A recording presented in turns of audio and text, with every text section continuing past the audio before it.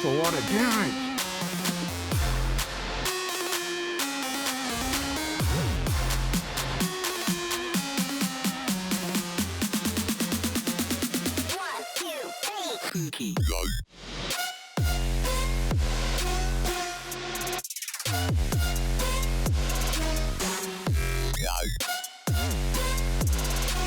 Damage. Come on.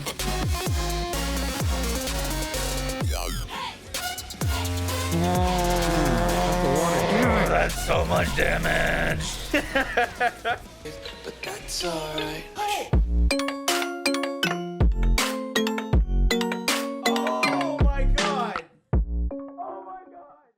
Yo, guys, what is up? Maxing Up Borderlands 3 video, and today we're going over Death Grasp Amara, my new Terror Amara build. Now, with the reintroduction of the Halloween event being a permanent event, Terror builds are back, and you can roll Terror Anoints onto your gear. And this is kind of a build that I've always loved, but it's now stronger than ever, and I wanted to share it with y'all.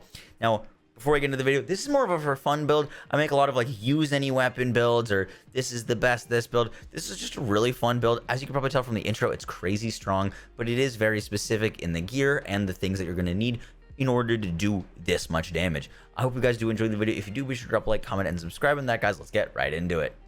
So how does this build work? Well, we're going to talk about the overview and the mechanics first, and then we'll get into the skill tree.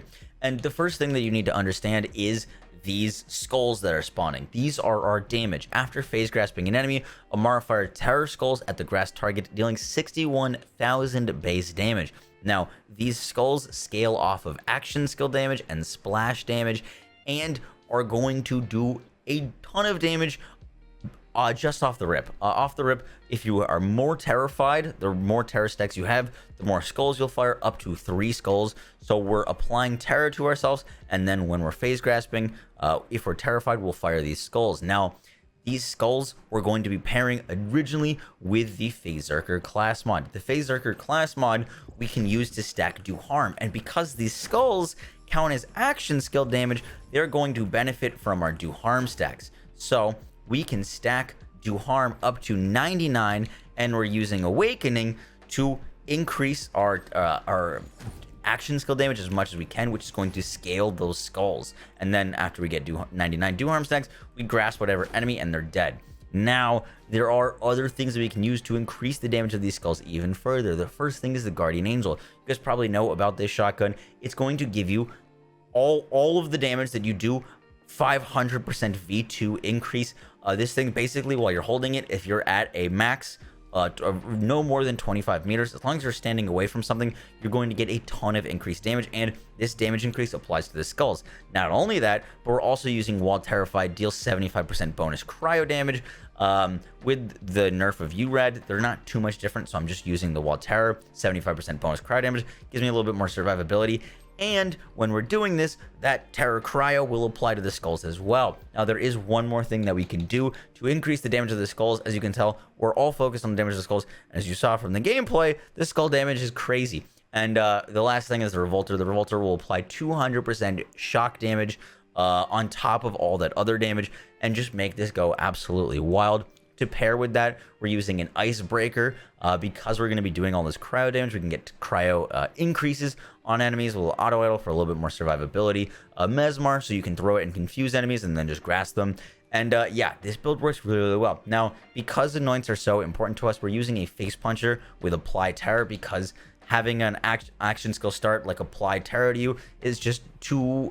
we can't really risk the anoint spot. We need an action skill start for Revolter for the skulls to immediately gain that shock damage. And we need Terra Cryo on our Guardian Angel, or URAD if you want to use that. I'll talk about that in a second. But that is what's giving us so much damage. Now, real quick for the skill tree and how this works, you're going to want to spec into as much action skill damage as you can, as much splash damage, and as much elemental damage increases as you can get. There's a lot of things that we could have gotten. We could have tried to get Jab Cross, deals melee damage, get action skill damage. We could have tried to go full purple tree. This was the best spec that I found.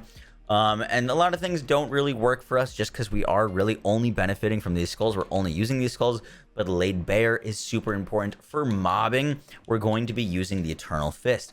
Now, what makes this build so cool to use on top of everything else that's going on is every time that the Eternal Fist grasp an enemy or a new enemy, they're going to fire 3 new skulls. So you can fire 12 skulls with 1 action skill, and you're going to get 2 action skills. This thing actually does decent mobbing because you just run around and grasp things, and skulls will start flying out of you left and right, killing everything.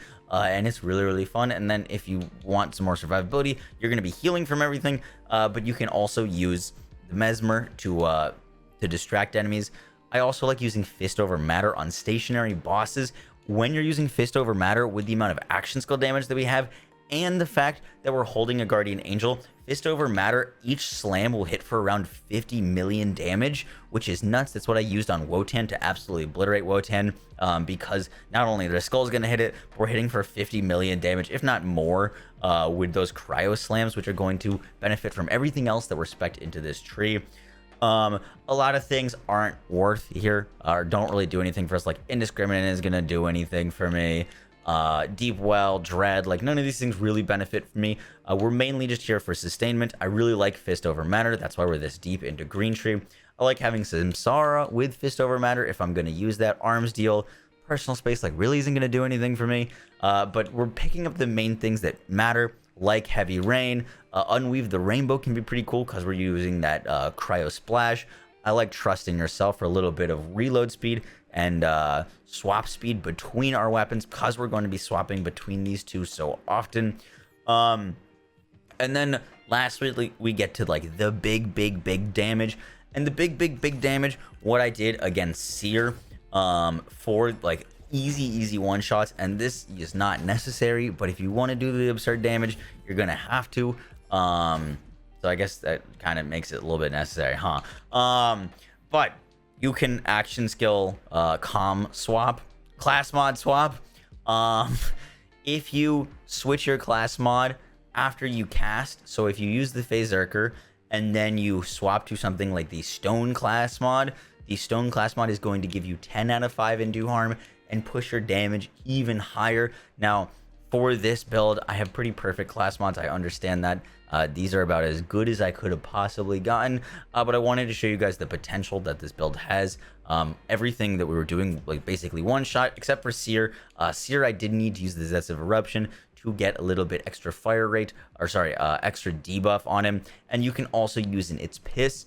And Its Piss with the Terror Annoyance is also really good for just squeaking out a little bit more damage if you just want to hit anything with the skulls. And anything that you hit with the skulls that survives if you're doing like multiple billions of damage, because we're hitting for like 5 billion damage easily with this build, is you just run up to them and poke them with the face puncher or proc a groundbreaker on them, and like any damage that's left over, or any health that's left over, is gone.